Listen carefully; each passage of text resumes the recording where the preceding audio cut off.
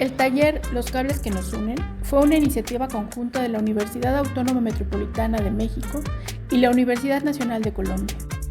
En este taller, las y los estudiantes de la Maestría en Planeación y Políticas Metropolitanas de la UAM pudieron conocer el impacto que han tenido las obras de infraestructura de transporte en los barrios del norte de Medellín, en un ejercicio guiado por estudiantes y profesores del doctorado en Estudios Urbanos y Territoriales de la Facultad de Arquitectura de la UNAL.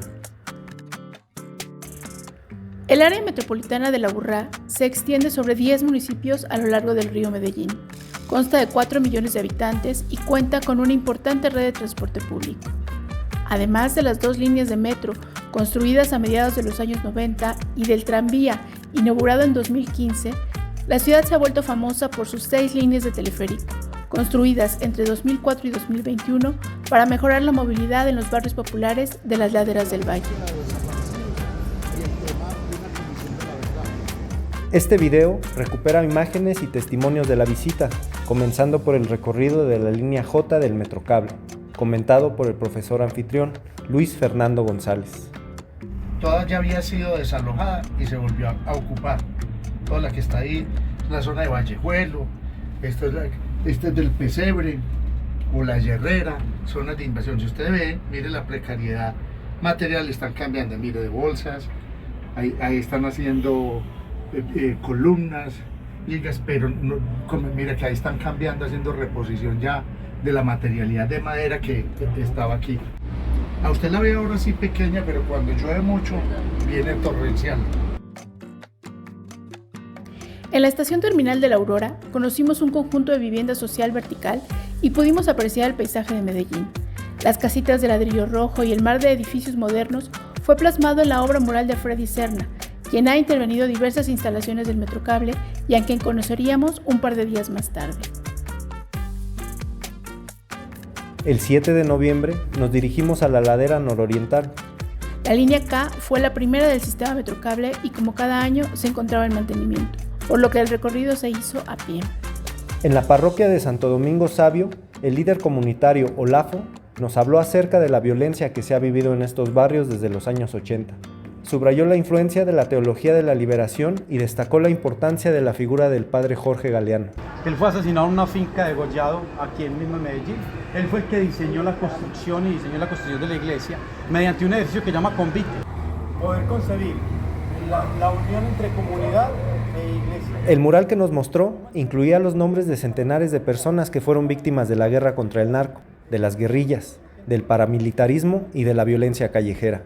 Con Olafo también pudimos conocer 2 importantes equipamientos públicos. Primero, la estación terminal de Santo Domingo, desde donde es posible acceder a la línea L del Metrocable, exclusivamente turística. Hace 20 años, a las 10 de la mañana, esto tenía neblina. Hoy ya no tenemos neblina, entonces hemos acabado con el tema ambiental, lo hemos acabado también.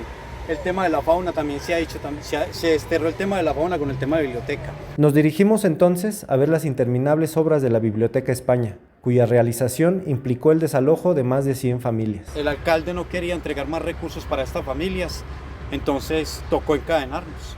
La biblioteca se para 4 meses de la construcción hasta que no negociáramos la última casa. Y el alcalde de turno, Sergio Fajardo, tenía una frase y decía: lo mejor para los pobres no es lo mejor, es un derecho que nosotros tenemos de adquirir lo mejor, como el derecho a la ciudad que tenemos, el derecho a los servicios públicos, el derecho a vías, el derecho a un transporte, el derecho a una salud, a una educación. Ese es otro derecho. Pero lo que pasa es que nos elevamos en la altura política para poder decir que logramos construir obras grandes, que nos muestren ante la ciudad, que nos muestren hasta un continente y hasta el mundo. Eso para nosotros es demagogia cuando nosotros lo ponemos realmente en un escenario de que tiene que ser construido para los dos. Inicio, no lo construimos entre los dos. 2, nosotros no pedimos una biblioteca tan suntuosa. Si hubiésemos pedido alguna vez una biblioteca, lo hemos pedido mucho más humilde, mucho más acorde con el territorio, mucho más con la conservación del tema, con el tema territorial, con el tema ambiental, todo eso, ¿cierto? Pero entonces ahí hay 2 características. Uno, el poder político, porque lo podemos ver a nivel de Medellín. Usted se para en cualquier parte de Medellín y ve la biblioteca 1. 2, el tema de hegemonía frente al tema también tradicional, de quiénes son los constructores de esto, quiénes construyen. Y sabemos que Sergio Fajardo son los dueños de la empresa más constructora de Fajardo aquí en la ciudad. Dejando atrás la biblioteca, pudimos apreciar los numerosos murales realizados por artistas de la comunidad. Ese mural lo hizo Yago. Yago, dese créditos. Yaco fue nuestro siguiente guía en el recorrido hacia el barrio El Popular. Con él bajamos por la cañada, atravesamos una granja comunitaria y otros espacios públicos mejorados y finalmente llegamos a la estación del Metrocable. Yaco nos platicó que su padre fue desalojado por la construcción de este equipamiento y nos invitó a adoptar una mirada más crítica. Toda mi infancia fue acá, donde está la estación del Metrocable, ¿cierto? Yo vivía hasta los 10 años. Todo, aprendí a caminar, a montar patines, a caerme, a montar bicicleta, a conseguir novia. Entonces a mi papá le ofrecieron mucho menos, le obligaron a recibir mucho menos de la mitad de lo que valía su casa. Era una casa muy grande, con plancha, incluso con el inicio de otro apartamento encima, y le dieron a Chichico. Nosotros que estamos hablando todo el tiempo de la memoria, ¿qué está pasando con eso? ¿Qué pasa con la memoria de los que se fueron? ¿Qué pasa con la memoria de qué era este lugar antes? ¿Cómo están pasando por encima de la voluntad de los habitantes del territorio para montar una megaestructura que claro nos beneficia, pero debe haber un punto medio? Entonces por eso no hacemos las caras grandes, gigantes, con plumas y con flores que hay en todos lados, sino que estamos hablando de la gente que nos habita, ¿cierto? La gente que, como todo el tiempo estamos haciendo eso, y es un tema de resistencia, ¿cierto? Eso no le interesa tanto a la institucionalidad. A la institucionalidad le gusta lo estético, lo fácil de digerir y lo neutro. Después de visitar el local cultural de Yaco, bajamos hasta la estación Andalucía, donde Marcela, comunicadora popular, nos habló de los beneficios del proyecto urbano integral UI Nororiental. Justamente como uno de los argumentos que le daban a la gente cuando se construyó es que le iban a devolver el espacio público a la gente para que pudiera caminar. Y lo que hizo el Metrocable fue convertir esta calle como en una de las centralidades. La construcción del Metrocable se unió a la construcción del PUI de la Nororiental y que justamente lo que hace es unir 3 barrios. Entonces empieza con el Puente de la Paz, luego cruzamos al barrio Andalucía y luego ese nos lleva al barrio La Francia. De lo que ha hecho, por ejemplo, toda la transformación urbanística en este sector, justamente es eso también, como hacer conectividades o por lo menos generar un poco más de conectividad entre lado y lado. Ahí hay un intento de hacer una esquina urbana en un entorno difícil, abrupto de la geografía. Aparte de la reubicación in situ, la materialidad es muy buena. Mire, por ejemplo, esta tipología que trabaja todo un tema bioclimático. Hay un ejercicio arquitectónico responsable dentro de la Herrera, lo mismo que el que les mostré, que es al otro lado de Juan Bobo. El 9 de noviembre nos dirigimos a conocer la ladera noroccidental de Medellín, donde se inauguró en 2021 la línea P. Las fuertes lluvias frenaron el avance de la expedición, pero al final pudimos conocer desde la estación terminal de El Progreso, al pie del Cerro Picacho, hasta la estación Acevedo, que conecta con el metro.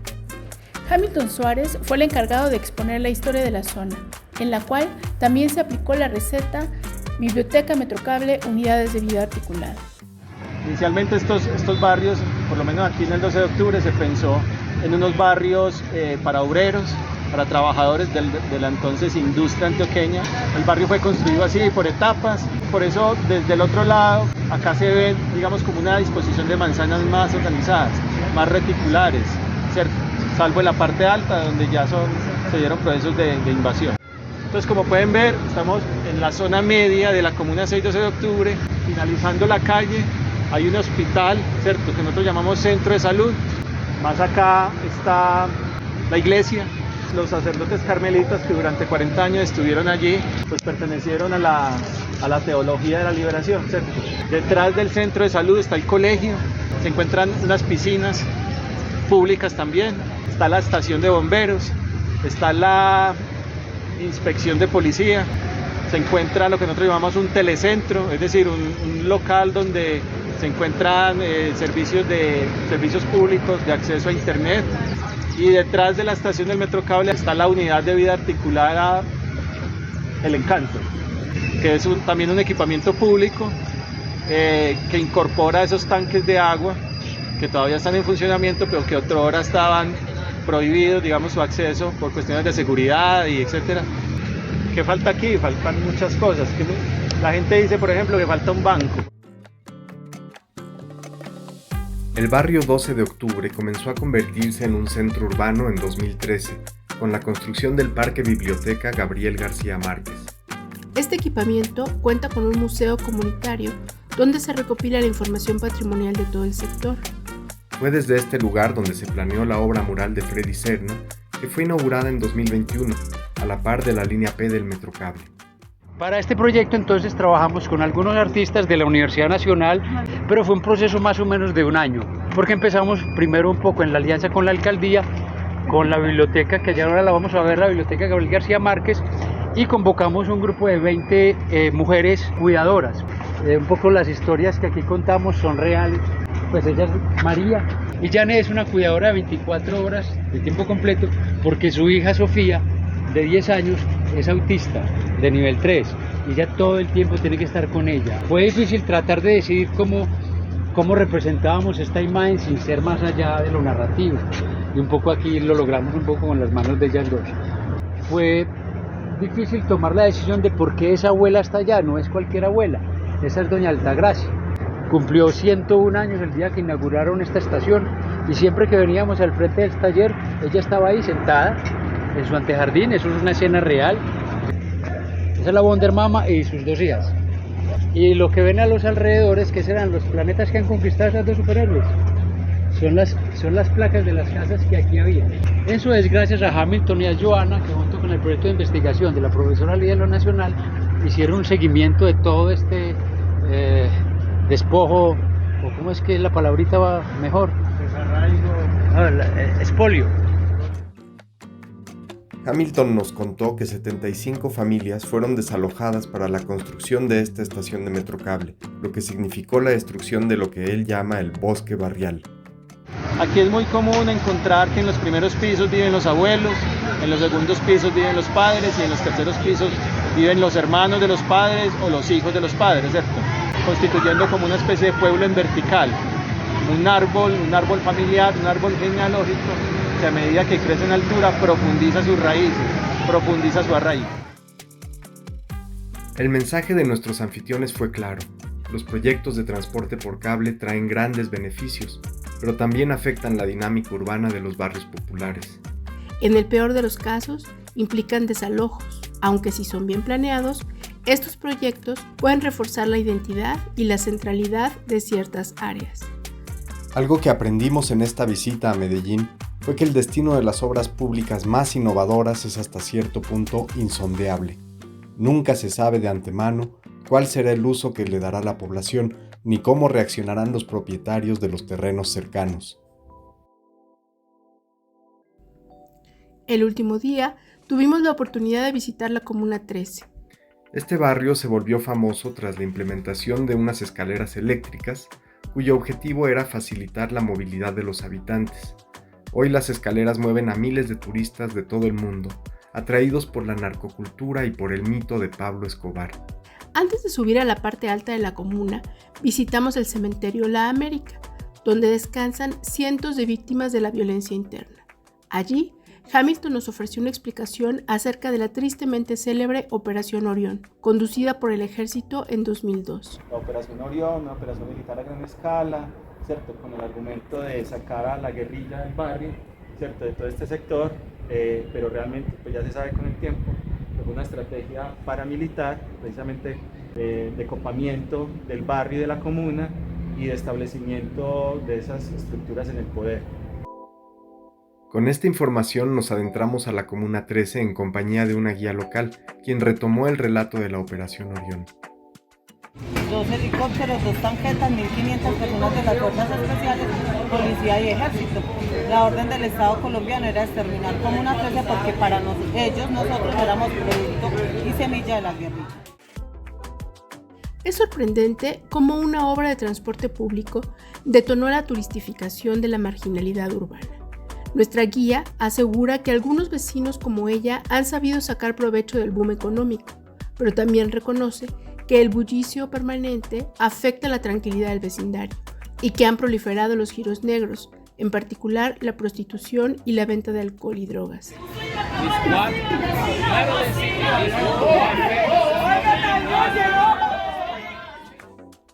En suma, entendimos que no existe tal cosa como el llamado modelo Medellín. Lo que encontramos fue una multitud de operaciones urbanísticas que tuvieron efectos contradictorios, tanto positivos como negativos, en una sociedad que viene saliendo de varias décadas de violencia interna. Dejemos la última palabra a quienes guiaron nuestro recorrido. Las personas que están hablando del territorio en otros lugares lo hacen desde una zona de confort, lo hacen desde un modelo Medellín que cuenta las cosas bonitas. Y claro, el Metrocable nos sirve demasiado porque yo me puedo ir para el municipio que sigue o para cualquier lugar de la ciudad, pues en lugares muy extremos con un solo pasaje. Pero ¿qué hubo de fondo?